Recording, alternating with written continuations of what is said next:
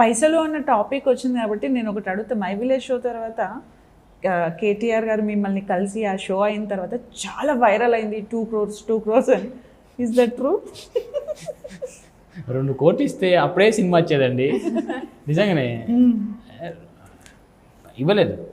అది అంత ఫేక్ ప్రచారం జరిగింది ఆ టైంలో. Okay, my village show start చేస్తున్నప్పుడు మీరు అనుకున్నారా వీళ్ళందరినీ కలుస్తాను, మా గోల్ ఇది, కేటీఆర్ని కలిశారు, చిరంజీవి గారు, ఇలా పెద్ద పెద్ద వాళ్ళని కలుస్తారు అని మీరు అనుకున్నారా? అసలు మీ ఎక్స్పీరియన్స్ ఏంటి? అసలు స్టార్ట్ చేసినప్పుడు ఇవన్నీ ఆలోచన ఏం లేవు. అంటే నాకు ఫస్ట్ స్టార్ట్ చేసినప్పుడు డిఎస్సి పడేదాకా, జాబ్ పడేదా రాసారా? రాయలేదు. డిఎస్సి పడేదాకా చేద్దాం అనుకున్నాము.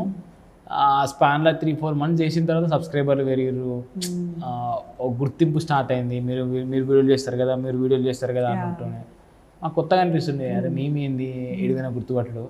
సో ఇదేదో బాగానే ఉంది అనిపించింది. సో డిఎస్సి పడే టైంకి మంచి సబ్స్క్రైబర్లు, 5 లక్షల మంది సబ్స్క్రైబర్లే ఉన్నారు అప్పటికి. మంచి నెంబర్స్ ఉన్నప్పుడు డిఎస్సి పడ్డది. అదా ఇదా అన్నప్పుడు ఇది చూజ్ చేసుకున్నాము. ఇంత దూరం అనేది అంటే నాకు ఎట్లుంటుందంటే, ఏదైనా పని చేస్తే దాన్ని 100% ఎఫర్ట్స్ పెట్టాలి. దాంట్లో టాప్. ఇప్పుడు స్కూల్లో పని చేస్తున్నప్పుడు మాకు ఏమనిపించింది, స్కూల్ స్ట్రెంత్ పెంచాలి, అడ్మిషన్ క్లోజ్ అని బోర్డు పెట్టాలి. దానికోసం కష్టపడ్డాం. వీడియో మేకింగ్లో పడ్డాము. దీని టాప్ ఏంటిది, తెర మీద బొమ్మగా కనబడాలి, అది టాప్ ఎవరికైనా. ఇలాంటి వీడియో మేకింగ్ అంటే యాక్టింగ్ చేద్దాం అనుకున్నాను. సో అక్కడికి పోవడానికి కష్టపడుతున్నాము.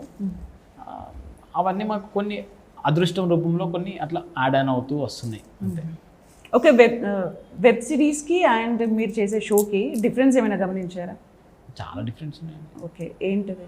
మేకింగ్ వైజ్ డిఫరెన్స్ ఉన్నవి. ఇప్పుడైనా మీరు మ్యూజిక్ గురించి మాట్లాడుతున్నారు. మేము మ్యూజిక్ నార్మల్ యూట్యూబ్లో తీసుకుంటాము. ఇదేమో ఒక మ్యూజిక్ డైరెక్టర్ వచ్చిండే. అండ్ రెండోది మేము సింక్ సౌండ్ వాడతాం ఎక్కువ, న్యాచురల్ వాయిస్, ఇవే మైకులు పెట్టుకొని వాడతాము. ఇది డబ్బింగ్ తీసుకోవడము, దానికి మిక్సింగ్ తీసుకోవడము, 5.1 మిక్సింగ్ చేయడము, ఎస్ఎఫ్ఎక్స్ సౌండ్లు అన్నీ ప్రాపర్గా పెట్టేయడం.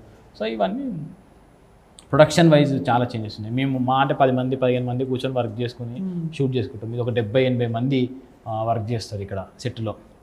అది ఒకవేళ మాకు బోర్ కొడితే అది ఇవాళ వద్రా బాబు రేపు చేసుకుందాం అనుకుంటుంది. ఇది అట్లా కాదు.